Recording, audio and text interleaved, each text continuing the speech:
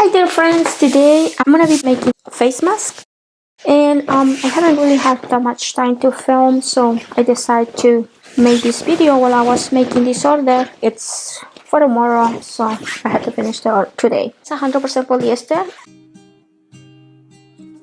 I'm gonna add some ultra color stuff. So the way I'm going to do it, I'm gonna fold once and I'm going to measure my pattern. So this is great.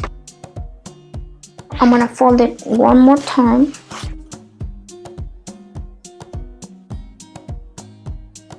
and then one more time.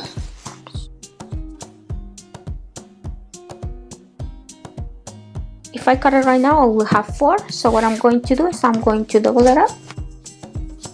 So make sure this is good. I want to make sure that my pattern is going to fit and it's good. So I'm gonna fold this in half again. So if you can see. So now I will have my 8 layers.